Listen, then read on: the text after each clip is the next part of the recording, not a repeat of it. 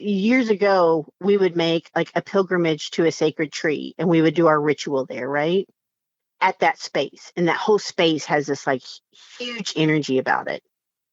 And then slowly people are like, oh, I love this energy. I just want to take this little bit of bark with me so I can feel this at home. And that's the exact opposite of what animism calls us to do. Animism calls us, you go and you experience that while you're there, but it's not yours to possess. Now you've taken it away from its part. You've taken it away from that. So now it's just become a small part where it was a whole. And so I try to do whatever I can in my practice to replicate that and repeat that every day, that I'm consciously thinking about that.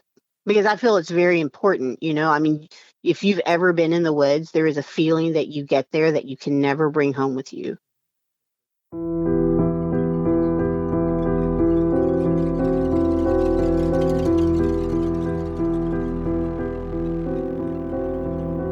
You're listening to River City Mystery, a podcast that delves into the Evansville and surrounding tri-state area's mysteries, including unsolved crimes, murders, and disappearances. A show that isn't afraid to jump down the rabbit hole to investigate reports of local hauntings, sightings of UAPs and cryptids, among other paranormal phenomena. With your host, law office worker by day, insomniac researcher of the unknown by night, Matt Dyke.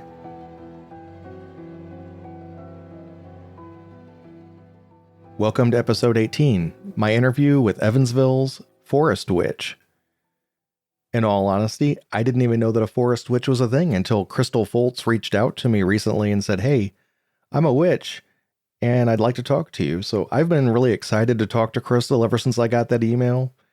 And not only is she a witch, but she brings a lot of other things to this conversation that I think you're going to find interesting. She's been a practicing witch since the 1990s, and her practice is steeped in animism and Kentucky folklore and superstition. And she's a co-chair of Three Corners Pagan Circle, which they serve witches in the Illinois, Indiana, and Kentucky area. But not only does she do those sorts of things that are witchcraft related, she's also involved with, she's worked with several paranormal investigation teams. She's the co-chair of the Southern Indiana Paranormal Investigators. So in this conversation, we talk about several of those investigations, and that's pretty fascinating. She also has been involved as a psychic consultant in several search and rescues. So that's really interesting to hear about some of those experiences as well. Crystal she brings a back-porch approach to paranormal encounters. She's not big into the woo-woo stuff, likes to bring common sense. And I think you're going to get a sense of that. You probably, from the intro, you probably got that sense that she's not somebody you might have imagined a witch being. She's very down to earth. And I think you're going to enjoy this interview. So this is my interview with Crystal Folz, Evansville's Forest Witch. All right. Ever since you reached out to me, I've been really excited to talk to you. I've never, Awesome. Normally if I say, this, I get slapped in the face, but you're an actual witch, right? Like, what does it mean to be a witch? It's very, very broad. So I started practicing back in the early 90s. And back then, most of the information that we found, random books from like Gerald Gardner and Raymond Buckland, Scott Cunningham, they were like the big writers back then. But it's still, you didn't find like huge sections in bookstores of these books. A lot of times you had to ask for them, or you could find them in the back of like mail order catalogs, like old comic books, right. Things like that. Right. So it really wasn't something that you saw a lot, that you had access to that information. You got to think like in the 90s, that's when the craft came out. So it was really starting to become more popular and mainstream. But even then, in your personal life, a lot of people had to stay hidden due to work, due to if you were divorced, going through a divorce, your husband could have used that against you in the divorce proceedings. And like even now, there's still people who are not safe in their workplace. So for a witch, being a witch, that means a lot of different things to a lot of people, because not everyone can practice the same way. Mm-hmm. It really just depends on what their situation is.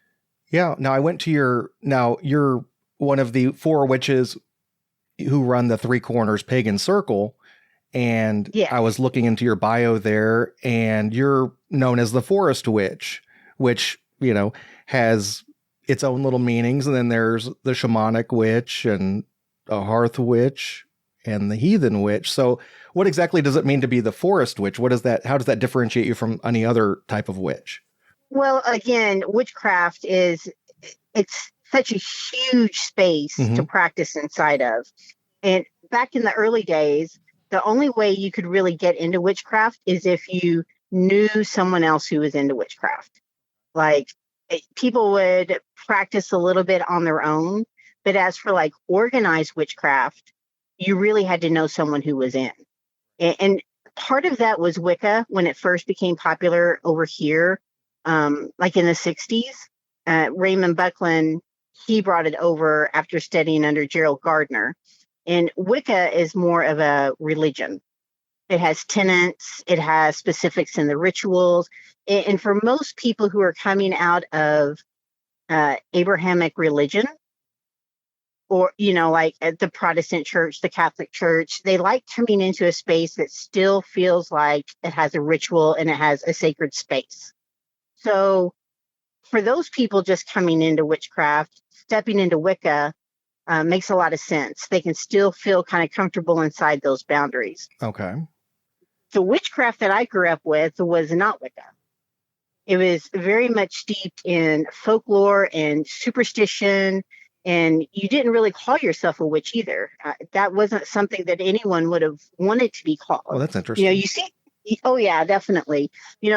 There's in the witchcraft community, there are a lot of people who feel they can't really claim witch if they don't have a lineage.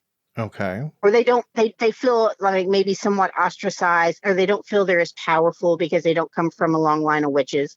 You'll see this often where someone will be like, oh, well, my grandmother used to do this, or my aunt used to do that. She was practicing witchcraft. And it's like, no, they weren't practicing witchcraft. They're practicing what we do in modern times as witchcraft, but they weren't witches. They didn't call themselves witches. Does that make sense? That does make sense. Yeah. So, like some of the things, the folklore and superstition, and this isn't just like the hillbilly Kentucky folklore and superstition. The Scots Irish have their own, the Germans have their own, the Russians have their own.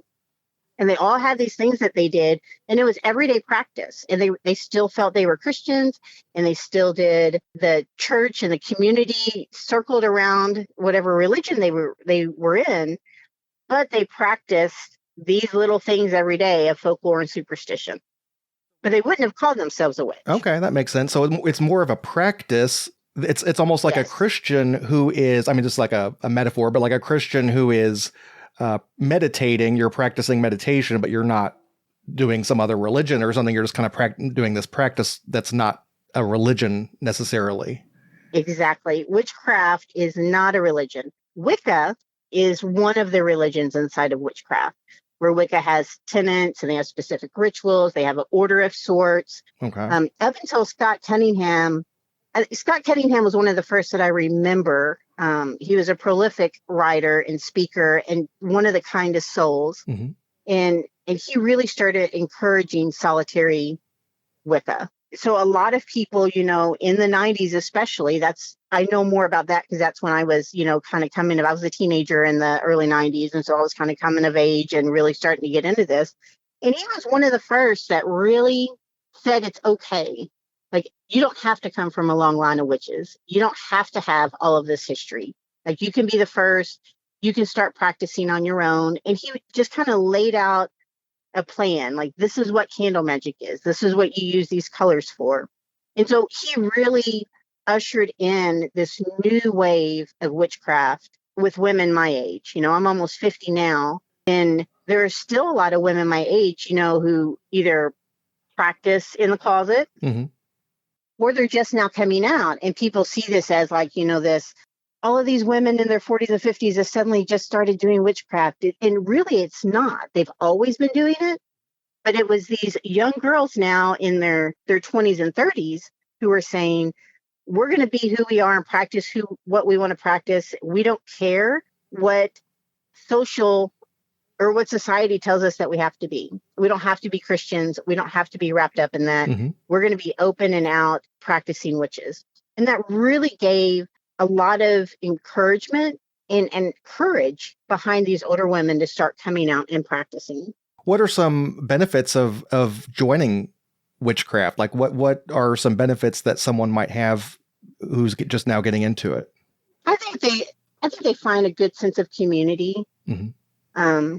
A lot of people who are in the witchcraft movement today are coming from ostracized paths, and be that your gender, your sexuality, how you relate to the world. And they're finding this sense of community there that you don't often without judgment. Okay. So it's a very open type community. You have people from all different sorts coming in, I assume. Oh, yeah, totally. So you had mentioned candle magic and things like that. So do you practice magic, and like, how does that work? There's magic, and then there's practicing the work. You know what I mean? So in candle magic, like say you would, it varies. You may set an intention of what you want to happen, and you light the candle, and the candle burns down to a certain point, or you light the candle every day for 7 days to help your intention follow through. And you might use specific colors depending on what you want to happen. Like for money, you would often use a green candle. For love, you'd use a pink candle. Okay. But that's one way of doing candle magic. But when you look at really the essence of candle magic, it's the fire. Like that's what you're working with. You're working with the fire. You're identifying what parts, the element of fire that you need to work with. You're feeding the fire. The fire is feeding your magic. And that's what brings it to fruition. The witchcraft is all inside of you. So these tools help give you a focus. The fire isn't actually doing anything. It's your relationship with what that fire means. An example would be, I'll give you an example about myself. So I drowned when I was 19 in Lake Michigan up by Chicago. And so water and I don't always work well together. That's not a natural element that I want to work with. There's nothing there that I feel attracted to. Yeah, so, I can imagine. So sometimes I have to step outside of myself and find a way to work with that element, because what it does is it strengthens the rest of my practice. It forces you to get into a space that's uncomfortable so that you learn more about yourself. Is there such a thing as dark magic or good magic, bad magic? Totally. Yeah. So, I mean, are there factions of witchcraft where someone might be in a group of witches who only do good things, and others like darker groups or covens or however they're? Oh, yeah, absolutely. Absolutely. But I think that when you look at it, what we consider dark isn't always necessarily dark, right? Mm-hmm. So I'll give you an example. So I lead a social justice hexing group. Okay. And so our entire focus is how do we help move and shift energy to help protect people that need protecting, to help stop people from doing things that are hurting others. And so what you're looking to restore is a balance, right? So if someone keyed your car, you wouldn't put a curse on them to kill them. You might give them a flat tire later. Like that's how that balance would balance out, right? Right. And so you're looking more of an eye for an eye sort of a situation. Yeah, you're looking to restore balance. And that's just not from, modern witchcraft. I mean, that goes back to the very beginnings of jinxing and cursing and hexing. There's 3 different types when you're working with darker magic, and they call it darker magic. We have this obsession with light and dark and what that means and yada, yada. But, right. It's not. To me, this is no different than a group of people sitting in church and praying that lawmakers pass a law that prevents same-sex marriage. Okay. That's no different in my eyes, because that's affecting people in a bad way, that's no different than me saying, what are we going to do to stop these lawmakers from passing that law? Right. It's subjective. It's just like the mechanism is different for witchcraft versus like a Christian who's praying. You guys might do, a ritual of some sort versus just praying. I'm vegan. Like, I'm not out sacrificing animals or anything. Like, half the time I don't cut down any of the plants that I work with because I feel guilty about it. Like, I'll go work wherever they are because I don't want that on my conscience.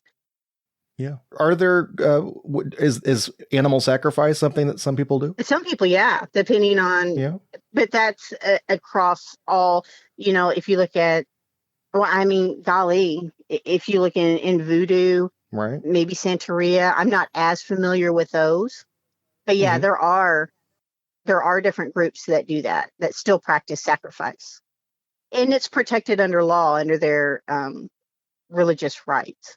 And so my understanding is that there are all kinds of odd potions and things like that, like bat spit and bizarre things. Where do witches, is there like a witch store, or where do they get these things? Well, now you're going to get me started on mass consumerism and the unethical labor standards. How does that tie in with witch, like potion stuff? I'm sure there's a tie-in, but there is. So, yes, there are witchcraft stores, and yes, they sell herbs, and they sell crystals, and they sell knives and bells and charms and books and candles and all these things that you would need, right? Okay. Some witches purchase their items there. Others purchase from people they know. A lot of witches make their own tools. Part of me being a forest witch is that I scavenge a lot of what I use. So I'll find it out in the woods, or I will do my practice in the woods. And that goes into the mass consumerism, and I'm an old witch, so I know I'm going to sound like an old witch when I say this, but back in my day, crystals and stones were not really a big deal in witchcraft. Every once in a while, you might have one. It might be something, like a gift, or you might find this one special one that you really, really like, but not like it is now.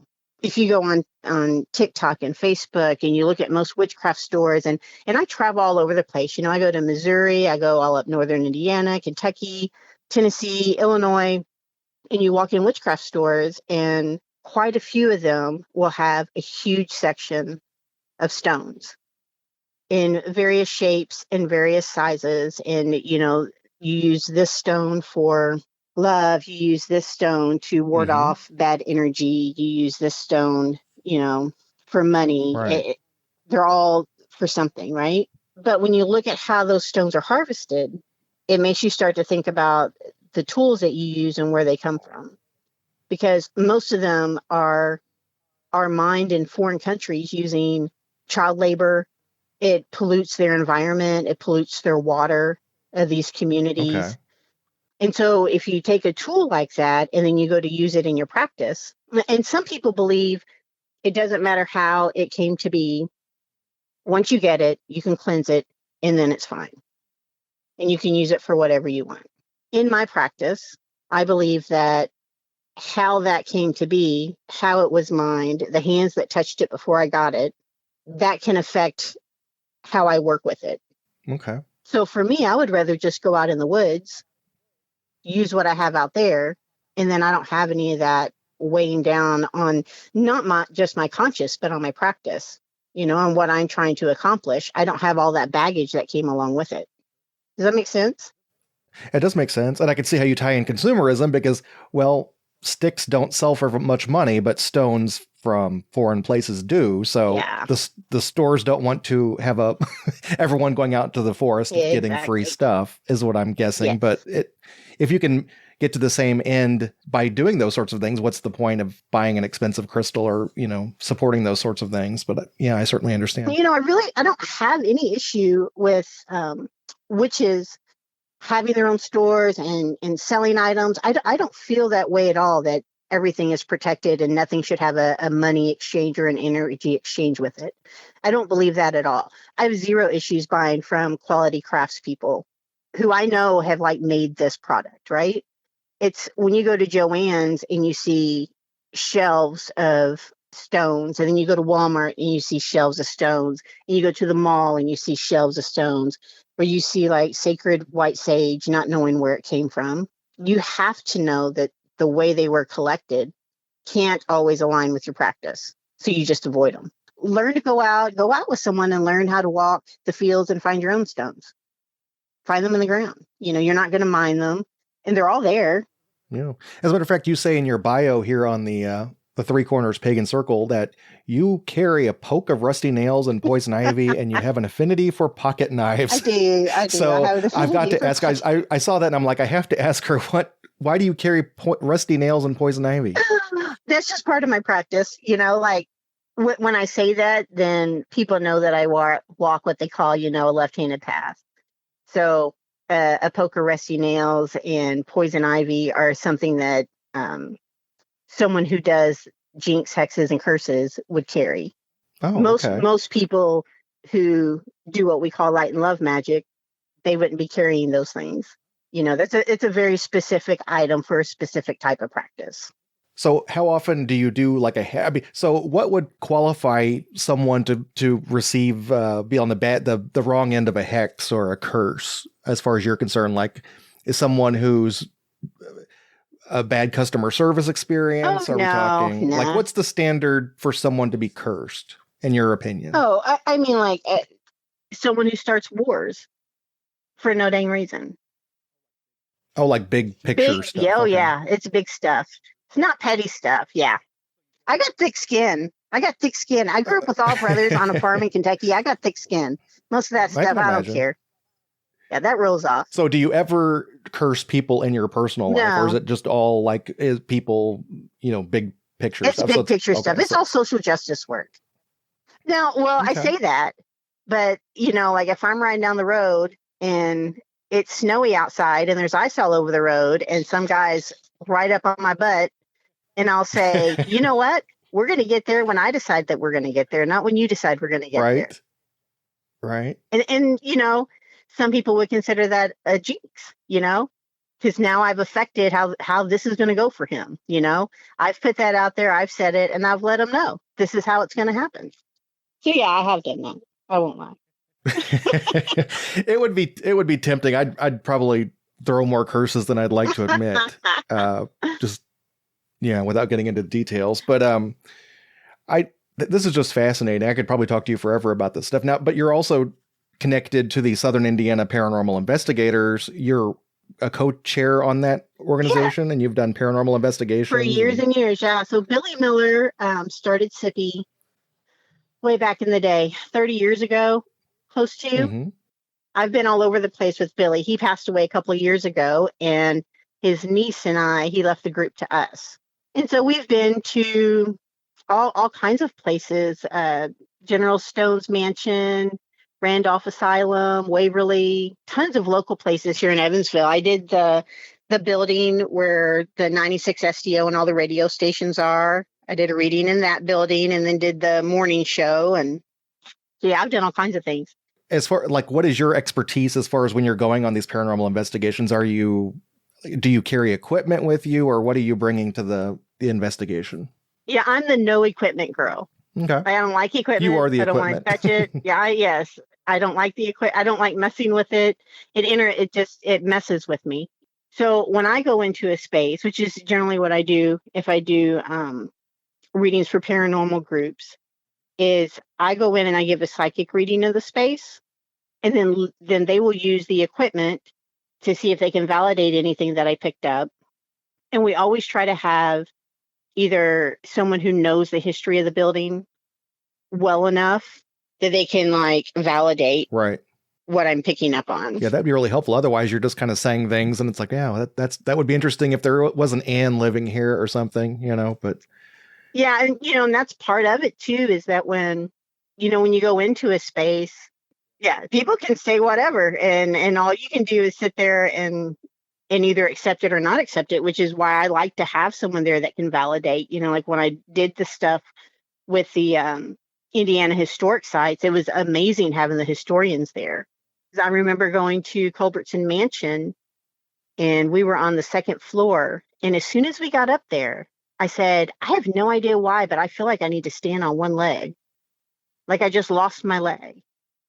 And one of the historians said the woman who lived here, her husband, they ended up taking both of his legs. They kept like they would take a little bit and then they would take a little bit more and they would take a little bit more because he had some disease.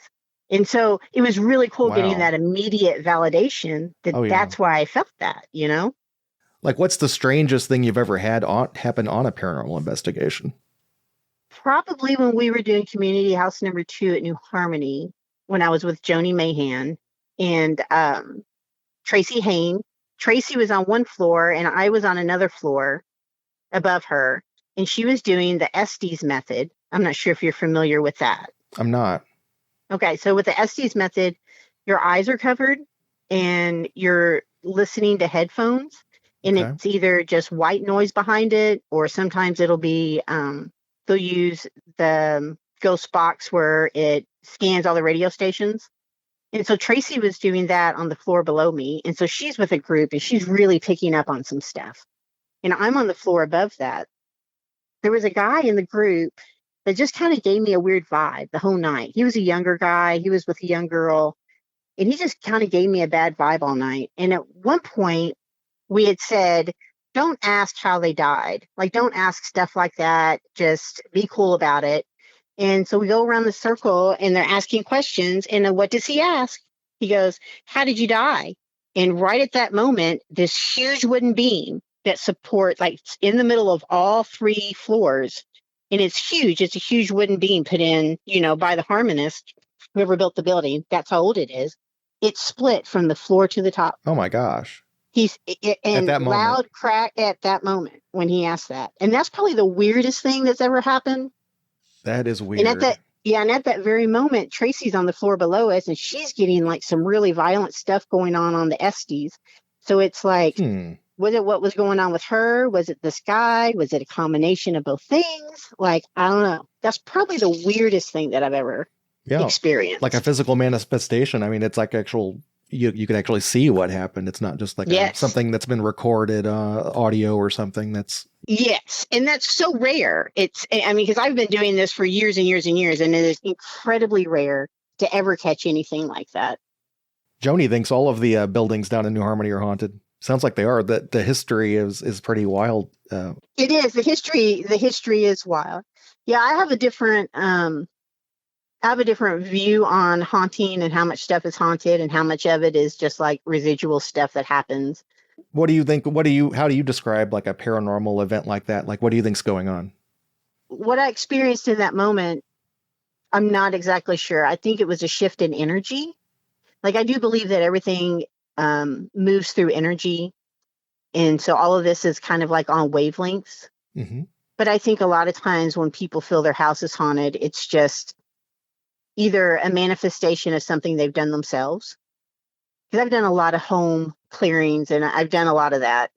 And it'll be people who have a lot of trauma, or they have drug addiction problems in the house, or it's very, very rare that I would go to a home and it would just be a regular, normal scenario with some weird stuff happening. That's 1% of the homes that I ever went to. The other 99%, tons of other stuff going on. So you never really get to the bottom. You know, is it a ghost? Is it a residual haunting? Or is it these people have chaotic lives, they have a lot of stuff going on, and that just manifests itself out into chaos, you know? Absolutely. And it's hard to differentiate between, like, say, their chaotic lives may be manifesting into this, but is it attracting some supernatural or paranormal entity that's attracted to that energy itself? So it's kind of hard to tell what's causing what. It definitely is, you know, and that's the sad thing, is because, like, you know, you go into this and you want to help people. Like, you want them to feel better when you leave. Yeah, that's one of my pet peeves about these paranormal investigators. Sometimes they'll say, "How we want to help out," and it's like they really just end up, you know, bringing out a ghost box and saying, "Yep, you've got a ghost," and then leaving. And it's like I'm not sure who's really helped here, but and look, I'll tell you, like, in all complete honesty, that the majority of the homes that I've gone to, and I've done over 100, you know, the majority of the homes that I've gone to, They either had investigators or psychics there before me, and I guarantee you that they had investigators or psychics after me. Because no matter what you would say, it would never resolve it. And sometimes it was because the investigator would come in and get them so worked up into it's something way more dramatic and worse. And they could have thought it was just grandma hanging around and we need to get her to move on. But instead, they've turned it into, you've got a demon portal in your bedroom and your house is on the earth's ley lines and we need to move these ley lines. So, we can, and they create this horrible situation. Example, I'll give you a really great example of this. I did a reading for a fella over in Princeton, and he worked for a road crew. He ran a road crew for 25 years, and he saw a psychic, and she told him that something really, really bad was going to happen on the road on this construction crew he was working on. And there was going to be a horrible accident. People were going to get hurt, and he was going to get blamed for it. So he needed to quit his job. Now, he'd been there 25 years, and this man quit his job. His wife was losing her mind. Oh, my. That he quit his job because this psychic told him that.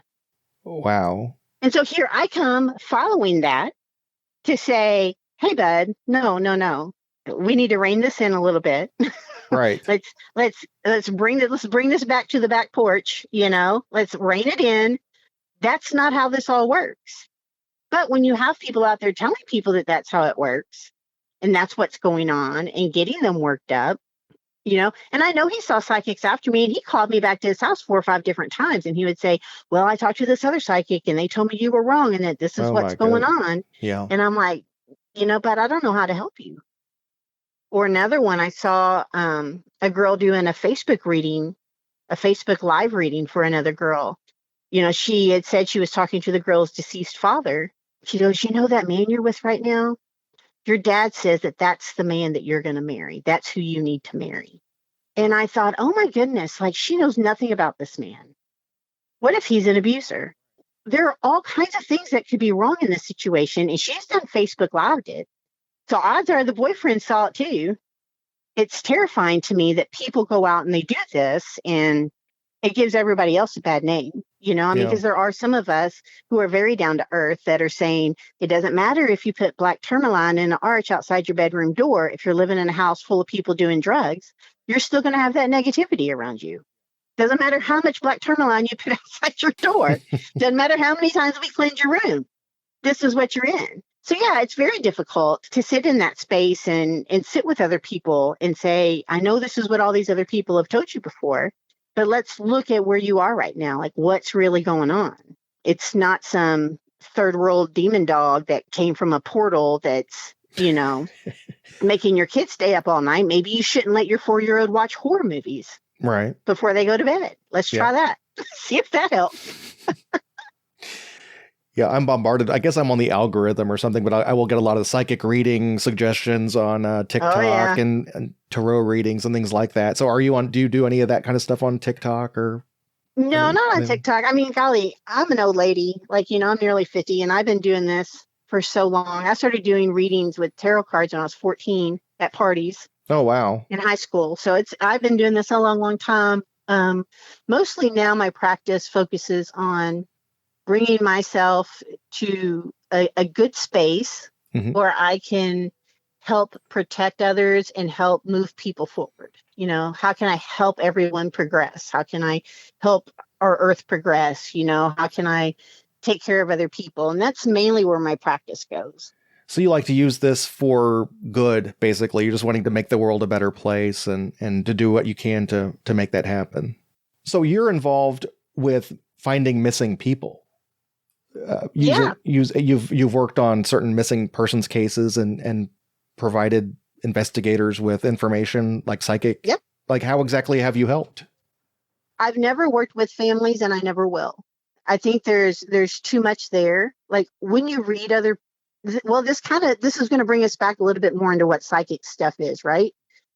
If you are doing a reading and you start telling a story, that's generally your brain trying to fill gaps.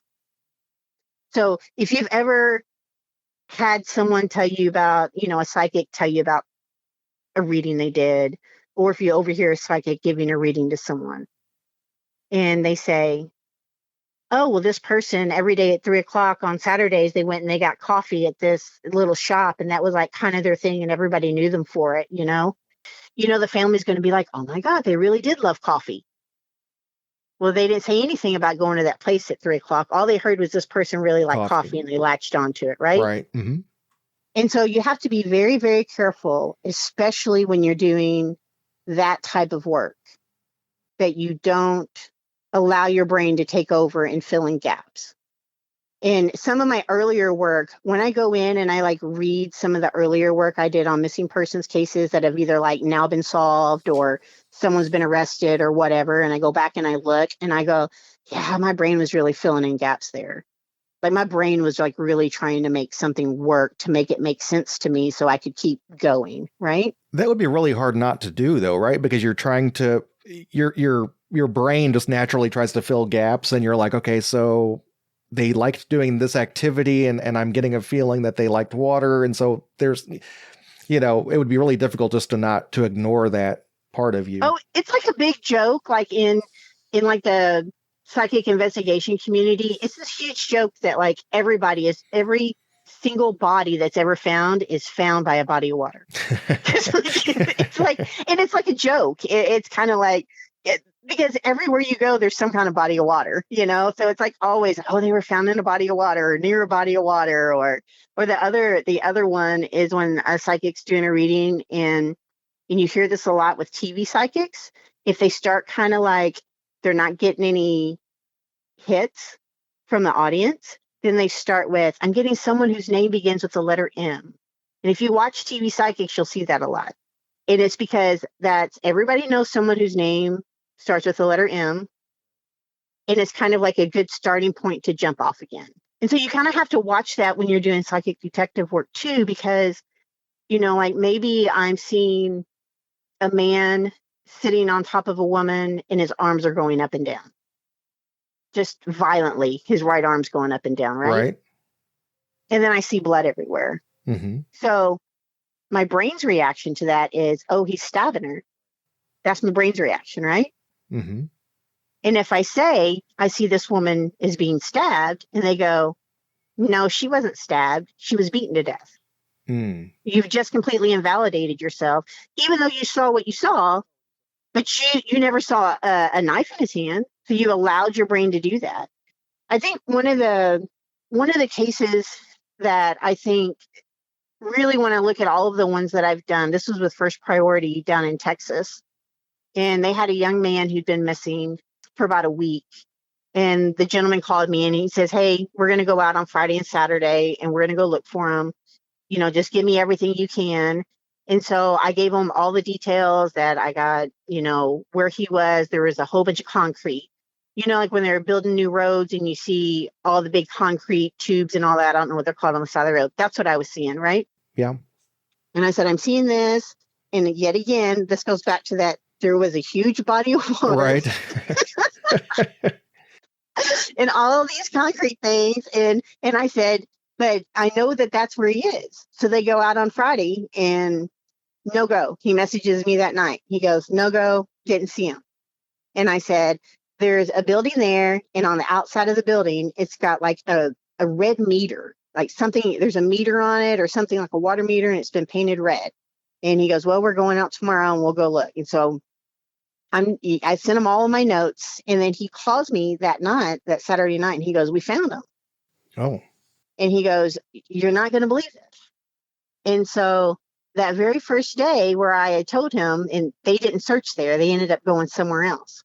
And on the second day, they went to a place, and it was at a state park, and they had this huge lake, and they were redoing some of the little walkways that people could walk over the lake. Okay. So they had all these huge concrete things. Oh, wow. And he goes, and we're out walking, and he goes, and we pull up in this parking lot, and they got all those concretes there, and there's this building.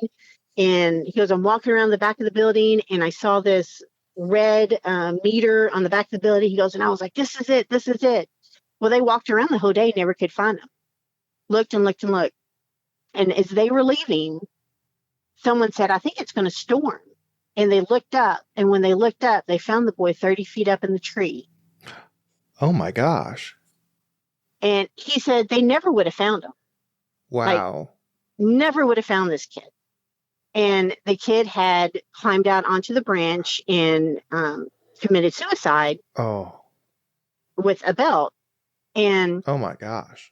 And he said, we never would have found him. So I described everything, like the whole thing. They're walking around. They're like, it's not there. He's not here. He's not here. I could have gone forever without that validation if that one person hadn't have looked up. Wow. So it's another thing. Like, you can't assume he's laying on the ground or in one of those concrete things, but he was there in that area. He's, up. That's insane. Yeah, and I never saw that. Like my brain never would have put that together. You know what I mean? Right. And so that's why it's so important that it's just, and it's the same thing when you do readings at people's homes. It's, you tell them exactly what you see, you feel, you hear, you sense, and you let them fill in what that means. Right. Right. Because if you don't, that's where you end up leading people either down dark holes, or you invalidate your own intuition because you start giving all of these crazy details, and then they're like, wait a minute, that doesn't make sense at all. Yeah. Like, names are some of the worst. I can't tell you how many times I've heard a psychic go, I think the name ends with an Ed. Is it Fred, Ted, Ned? And they start going through the gamut, and the people are like, no, that's nobody I know of. And they're like, oh, well, it must not be here. It must not be you. It must not be somebody you know. They're just here right now. Like, this is making crap up at that point. And then they're just kind of covering themselves, because if they, because they feel like they've made a mistake or something, if they can't just move on. I mean, sometimes it's probably, and I guess that's a something to look out for too, is sometimes maybe there's just nothing there. Maybe, and your brain wants to not have awkward silence or whatever. So you're just maybe making stuff up because you should be saying something. Absolutely.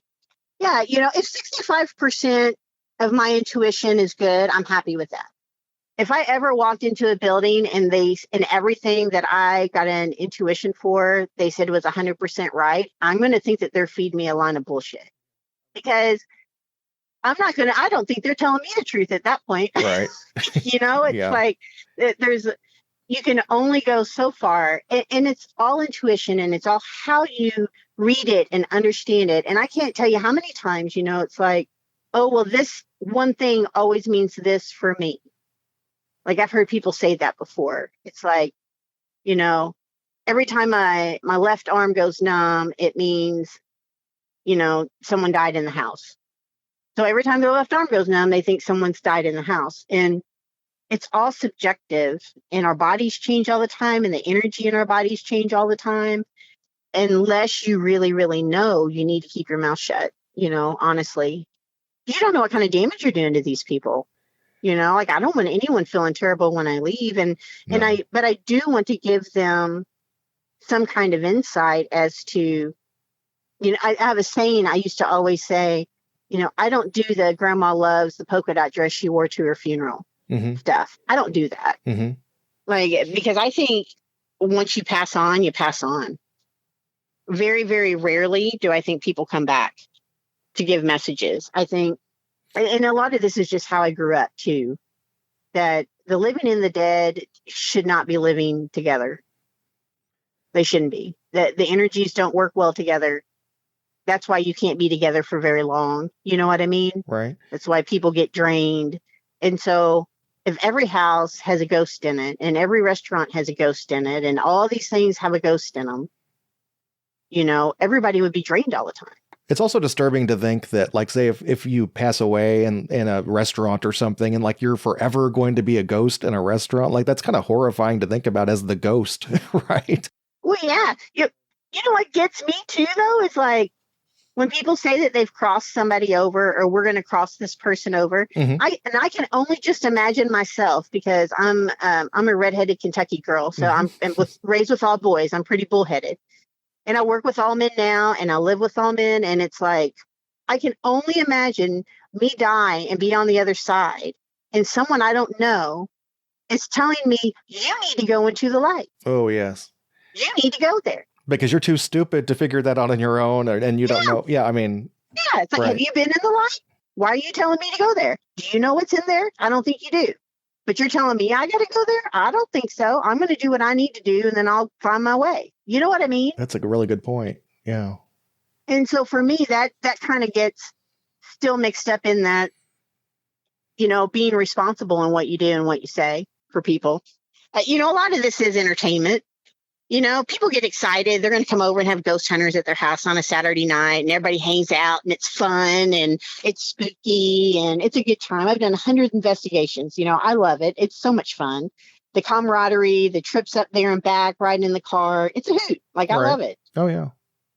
But there's also, a responsibility you have if you're in someone's home to help them. Yeah. Totally different than just, let's go to Waverly Hills and see what we pick up on Saturday night. That's totally different than going into someone's house where they're expecting you to be a source of authority and reliability.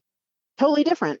You had mentioned that your practice involves animism and Kentucky folklore and superstition. How exactly does that tie in with what you do with witchcraft? I think a lot of it is carrying the things that I learned as a child really has laid a foundation for my practice. And one of those things being the living don't live with the dead. The only time you would talk to a ghost is if you needed something or they needed something. There was no just hanging out, everybody living together, that kind of thing. And then there's a lot of other stuff, just daily practices. Like I got a girlfriend now that you do not put her purse on the floor ever. Because putting your purse on the floor means you lose your money. So even if you're in the car, you don't put her purse in the floorboard. Like you never put her purse anywhere on the floor. Things like that.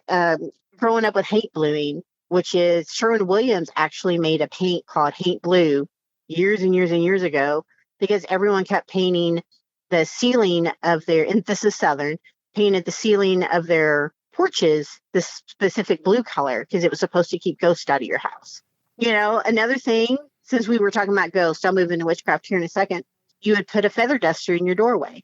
Like when I was growing up, we had feather dusters. I don't even know if they make them anymore. But that was kind of a big deal growing up, was to put a feather duster in your doorway. So if things were getting knocked around or somebody wasn't feeling right, you might go put a feather duster in the doorway. I always wonder how these things came to be. Like, how did that become a thing, like a feather duster in the doorway? Usually some wise old woman said it. Yeah. That's how it worked. And everyone just believed it, I guess, right? Yeah. I mean, I tell my kids stuff all the time when they were growing up. I know they believe, and I just made it up. But, stuff like wearing a match in your hair will keep away evil spirits. So people used to tuck matches back behind their ears. Well, they also smoked.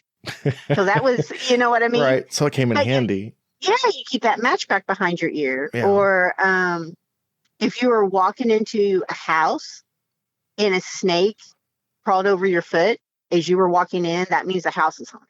I had never heard that, but I've never had that happen either. That's a pretty specific incident. Yeah, but somebody had to think that and keep that superstition. It had to happen. It had to happen somewhere where they were like, oh, that means the house is haunted. Yeah. Oh, absolutely. Like another thing that's Southern is if you're out, like you're out in the woods or you're outside and you hear somebody call your name. No, you didn't. You did not hear anybody call your name. Okay. Do not answer them because it could be a ghost trying to call your spirit away. Ah, okay. So unless you're looking at that person, you don't answer because you don't know. Yeah. And then one kid in each family was supposed to be able to raise the knocking spirits. So like if you're in your house and you hear something knocking, like on the wall or outside, that's a knocking spirit. And it used to be said that one kid in each house had the ability to call them and make them knock. So that would be like a Saturday evening party. People would come over and have that one kid call to the knocking spirits. And what are the knocking spirits doing? Like, why are they knocking? Are they just trying to like make their appearance, make their, presence known? Or what is there something they're trying to do by knocking? See, and this goes back to what I said about the living and the dead aren't supposed to coexist together. Mm-hmm. Like you're not supposed to live together. So I'm sure you've heard of conjure, and people nowadays conjure is part of a practice, which is a conjure practice, which is pretty much a person of color practice. It's pretty close. It's a closed practice, but that's if you do their rituals and practices. Conjure in and of itself is calling forth spirits. And so one child in each family was able to call spirits forward. So the ghosts just didn't wander around people's homes. They did everything they could to keep ghosts out of their homes. So they would have like the paint blue ceiling. They would have rice outside their door so that the ghosts would get confused and stop to count the rice. Like there were all these things that they did to keep ghosts out of their house. So if they did need to communicate with someone, if they did need to find out information, someone in the house had to be able to call them. And so it was said that one child in each family had that ability where they could call those spirits forward so they could find out information of whatever they needed. But sometimes it was just a parlor trick on Saturday night just to get them to knock back. But one or the other, yeah. Wow, that's interesting, yeah. Now there's some superstitions about witches too that I wanted to tell you about. Ooh, okay. So if you wanted to become a witch, and now this is old Kentucky superstition, right? Okay. And probably down south too. But if you wanted to become a witch, you would have to go to a mountaintop at dawn and you would shoot through a handkerchief at the rising sun.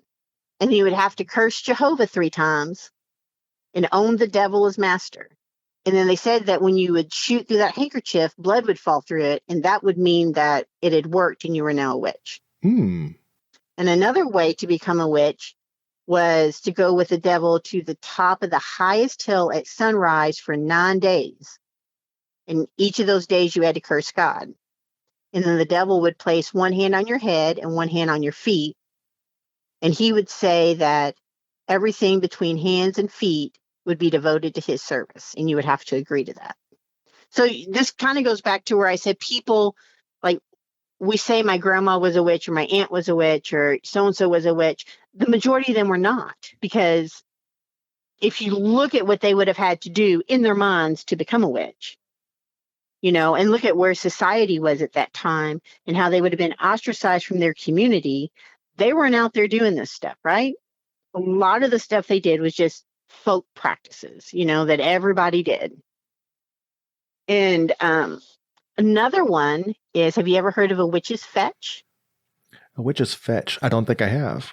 Okay, so it's F-E-T-C-H. And there's a couple different ideas on what a fetch is, right? So a fetch could be when a witch lays down and astral projects herself out so that she could go hear what's going on around town or do some kind of service that she needed to do.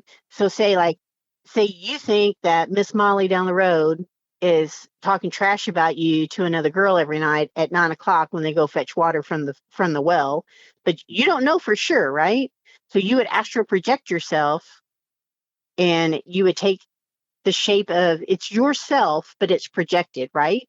And it would go out and it would listen by the well to see if she was talking about you. Oh, wow. Like a drone, only an astral spirit drone to kind of spy. That could come in handy. So some would say the fetch would look like a familiar. So it could take the shape of a cat or a toad or something like that. Others say that the fetch is actually you, but the only person that can see you is the one that you're trying to get the information from. Oh, that's interesting. So if you look at like some of these old stories from the witchcraft trials, it may be only one person sits, you know, she'll say, I know I saw her by my barn and she was out there and she set my barn on fire. And then she would be the only person that saw her, right? And they would say, well, that must have been her fetch because you were the only person that saw her, right? Even though there were 30 other people around, you were the only one that saw her. Well, she really did it. That was just her fetch and you're the only one that could see it. See where I'm going with that? I do, yeah. Yeah. So clearly she's a witch and she needs to burn, kind of a thing. Absolutely. Yeah. Yes. Absolutely. Another thing was you could take, a witch could take a hairball and they would like take squirrel hair or horse hair, cow hair, and they would wad it up into a little ball and they would go hide it under your mattress or under your bed, inside your bedding somehow. And that was the only way a witch could kill a person. And the only way you could stop that from happening is if you found it and burnt it. Oh my gosh. Okay. Yeah. So if somebody started getting sick, people will go around to their bed and start digging through the mattress, digging through the picture, the pillows, digging through everything, trying to find that little ball of hair. And burn it so that they don't die. Burn it. Oh my gosh. Exactly. And if your horse tail is matted up in the morning, if it's got a bunch of tangles in it, that's because witches were riding your horse at night. Okay. So the only way to keep them from doing that was you had to tie corn shucks into their mane and their tails. And that would keep the witches from riding them at night. So speaking of witches riding things, why are witches associated with brooms? Oh, they were easily accessible. It's as simple as that? Just something It's as simple easy? as that. But there was some bizarre story or something connected with brooms. No, well, I mean, it was something that everybody had. All witches had brooms. A lot of things that women used every day were considered tools of witchcraft, and more so the reason to kill them. Like they would make up all these crazy scenarios about, women and their cats. Well, why didn't as many women die during the Black Plague? Well, most of them had cats, and the cats killed the rats, and so the rats didn't get in the the fleas didn't get in the house. You know what I mean? Oh yeah. Wow. So yeah, there's all kinds of things that are made up just to make witches more evil than what they ever were. Yeah, and Hollywood certainly hasn't helped with the the image of witches. It's always the evil witch and Wicked Witch of the West kind of thing. So yeah, but was she really wicked? I mean, like the house dropped on her sister, right? And then her shoes got stolen. Yeah, like was she really evil? That's a good point. Do we know? That's a good point. We don't. I mean, it's all in how you look at things. Witchcraft is all in how you look at it. Right? It's your perception, your reality. Yeah. And some say the good witch was evil because she had the power to take Dorothy home the entire movie, and she did not. So she made her go through all this rigmarole when she didn't have to. So exactly, it's like who's evil? I guess it does depend on your perspective on who's evil. Oh, yeah. Right. That's what all of magic is. It's is it all about finding a balance for some? That's our practice. For others, they don't care. I mean, there's good and bad in every religion. Yeah, that's true. I could throw a dart in the Bible and land on something bad. Yeah. More times than not. It's the same thing with how people practice witchcraft. Yeah.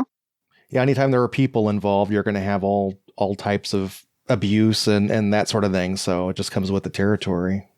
It does. And the same thing. It not just like to bash Christianity or Abrahamic religions. I mean, because the same thing has happened in witchcraft groups too, in witchcraft circles, where and to be honest, that's why a lot of women started their own groups. Was just, and we have men in our group, so we don't do that. If it ever came to a point where we felt we need to, I'm sure that we would, but we don't have that in our circle. But I know there are groups where men have become abusive and domineering and controlling over women. I mean, it's been written about for ages online. Different groups will write about, this has happened, or it even happens in the all women groups too, though. There's somebody wants to control everybody else, and so it happens everywhere. You just got to be aware of what you're getting into and be comfortable enough to step away. Like don't ever let yourself get so far in that you can't. Yeah, where it turns into like a cult situation where you just you feel like you can't leave, and it's turning into something you didn't want it to be. Yeah. Is there anything else that you wanted to bring? Oh, I was going to ask about animism, because you had mentioned that in your email to me, and I was looking into it, and basically where you think that everything has a soul, right? Isn't that what? I'll let you explain. What is animism? So for me, animism is that everything has a spirit, and that encompasses a lot. So a whole mountain formation has its own spirit and energy, just as each tree on that mountain has its own. It can be the one tree, or it can be the whole of the forest. Everything has its own energy. I guess I'm trying to think of the best way to explain it. I know when you're holding like a piece of moss or something. You say that has a spirit to it, and you get one feeling holding that. But if you walk into a forest where you have moss and the whole forest surrounding you, you get a whole different feel. Like, there's definitely a Yes, different that's the best way. feel Yes. to, you've got the moss there, but it's not just the moss, it's the whole everything. I think I understand what you're saying. It's kind of hard to explain. It is hard to explain because I'm trying to explain it without it sounding woo-woo, if I that don't makes mind sense. woo-woo, but Okay. I'm trying to explain it without it sounding woo-woo because it's really not a wild concept. The concept is everything has energy in it, and I try to be as respectful of their space and my part inside of that space, right? So I'm part of nature. Me being present on the earth, I'm part of that energy as well as my own individual energy. And so I try to be responsible for how I put myself out there and what I do and what I take inside of all of that. I think we've come to a point where we have a lot of this I need to have, I need to hold, I need to possess. And I'm trying to get as far away from that as I can. Because years ago, we would make like a pilgrimage to a sacred tree and we would do our ritual there, right? At that space. And that whole space has this like huge energy about it. And then slowly people are like, oh, I love this energy. I just want to take this little bit of bark with me so I can feel this at home. And that's the exact opposite of what animism calls us to do. Animism calls us, you go and you experience that while you're there, but it's not yours to possess. It's about respecting that space versus I'm going to take some home with me and that space will be home with me. That's not how that works. It's not how that works because now you've taken it away from its part, right? You've taken it away from that. So now it's just become a small part where it was a whole. And so I try to do whatever I can in my practice to replicate that and repeat that every day, that I'm consciously thinking about that. Because I feel it's very important, I mean, if you've ever been in the woods, there is a feeling that you get there that you can never bring home with you. Mm-hmm.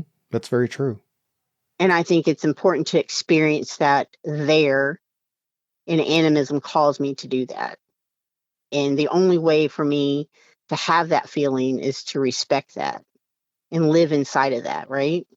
So I do everything I can to just keep it that way. That's my practice inside animism. Now, some people will say, there's, and depends on where you are in the world too. Whatever culture you're in that practices animism, everybody has their own feels of it. I did not grow up in a world of animism or culture of animism or any of that. So I only wing it on my own, like what I feel works for me. Like in other cultures where it's a primary part of their culture, I'm sure they have a really in-depth spiritual reason. I only have me in the woods and what I feel when I'm there. Me in the back porch looking at this tree that I've looked at for the last 20 years. I know what I feel there, right? And that's all I have. But I find it, if you read up on it from other cultures, it's just so beautiful. Native Americans, which I don't speak on any other religions that I don't know much about, but their concept, of what I've read of their stories is very similar to that, and where everything has a spirit. Yeah. Not all witches practice animism. There are some witches that are just like, I'm going to do my thing and I don't care what anybody else is doing. And I don't care if there's slave labor and I don't care if it hurts people when I do it. Like, I don't care. I'm going to do what I want to do. That's their practice. That's not my practice. That's their practice. Yeah. And that's their stuff to sit in, right? But it's like that with any religion you have or any kind of spiritual practice. You're going to have people like that. So I don't want to make it sound like all witches are this way because they're not. My practice is pretty niche because I'm vegan and eco-friendly and sustainability and, anti-mass consumerism. It's very niche. There's not a lot of witches that practice this way. That is very niche. Yeah, because I'm not like the TikTok crystal witches, for sure. But you're named, or you are a crystal, so maybe. I know, isn't that the most bizarre thing? And so I like sometimes I'll tell people, like, I don't need to possess them because I am one. You are a crystal. Like, I don't need to possess that. That's not my space. My wife wanted me to ask you this because we are in a meditation group that had a gathering. This was a couple of years ago at Wesselman Woods in Evansville. And I don't know if you guys ever do rituals or anything at Wesselman Woods. We do. Okay, because we were in the meditation group and it was silent. It was late. It was night. It was 7:30, 8 o'clock. They had the fire going and everything. So no one was saying anything. And we swear we heard chanting somewhere in the woods. And Sherry, That's us. wow, we were kind of like, it sounds like there's some sort of ritual or chanting going on. And I said, one of these days I'm going to talk to a witch and I'm going to ask. And sure enough, oh my gosh, I'm going to tell Sherry. Oh yeah, she'll love that. So we hold public rituals or events every month. We have something. We put on the big witches market the past 2 small business Saturdays, the Saturday after Thanksgiving. But we try to hold events to keep the community connected at least once a month. We take off in January because we're tired, but yeah. We do something. We do events at Burdett. We do Samhain and Yule at Burdett. We do Midsummer, and we try to do workshops throughout the year so that people can come and just kind of like learn how to make a witch's besom or learn how to make sigils. So we try to do different workshops too. We have a candle making workshop coming up where you learn how to make a candle. But we do love I am a chant girl. Like, I love to holler and chant. So if I'm leading, we're probably going to be doing some kind of chant or drumming or something like that. Wow. So yeah, you heard us. So it was you I heard. Okay, that's awesome. Yes. And I think it's amazing because I think the more, like, I would love to go do something down at the Four Freedoms Monument.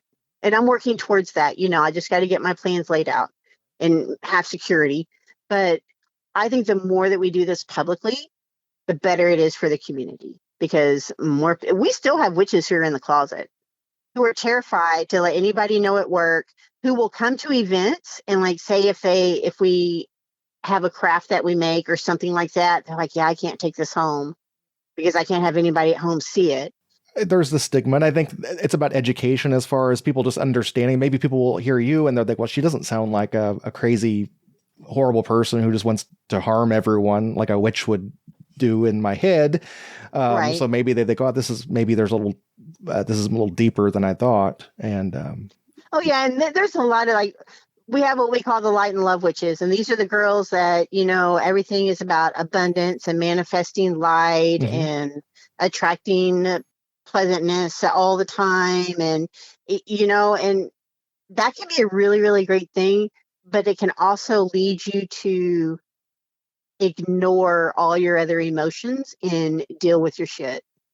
If you're constantly sitting in this example, I was leading a warrior goddess one weekend, and one of the girls, she was in a very abusive relationship, verbally abusive relationship, horrible, emotionally manipulative.